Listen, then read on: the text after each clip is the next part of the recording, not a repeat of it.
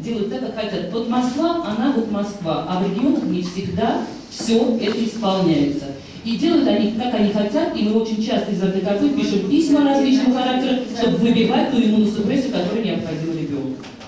Вот. Ну и, наверное...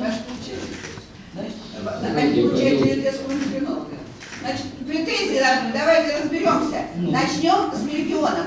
Как в регионах работают специалисты, уже врачи? Потому что каждый год, вот в сентябре все главные специалисты подают список Министерства здравоохранения всех больных, которые нуждаются в том или другом лекарстве. Я присутствую, я защищаю нашу заявку и присутствую при обсуждении другой, в том числе гормон роста. И, пожалуйста, там все смотрится, сколько у вас детей, сколько того и что. Значит, если местный эндокринолог детский не подал такую заявку, ребенок не получит. А иначе это контролируется уже Министерством здравоохранения федерально и очень жестко, очень контролируется. Поэтому тут надо разбираться, почему ребенок не получает. Я согласна, но я хочу сказать, что это уже есть.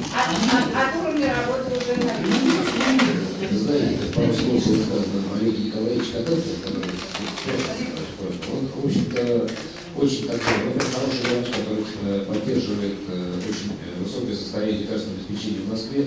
И я бы дал, наверное, несколько слов услышать от него о состоянии дел во всей России по сравнению с Москвой, потому что про Москву он может сказать, но он может больше сказать и про Россию, наверное. Будьте добры. Вы знаете, я не очень уверен, что я могу сказать что-то про Россию. А по поводу Москвы, я могу присоединиться к словам Натальи Аркадьевны, я являюсь ее помощником. На самом деле, в большой степени зависит, я здесь на споре именно от Натальи Аркадьевны, потому что я родился тот ужасающий приказ по городу Москве, который обязал Наталью Аркадьевну, Дом нации, сотрудников, контролировать выпуску и обеспечение лекарственного обеспечения именно дорогостоящих всех пациентов.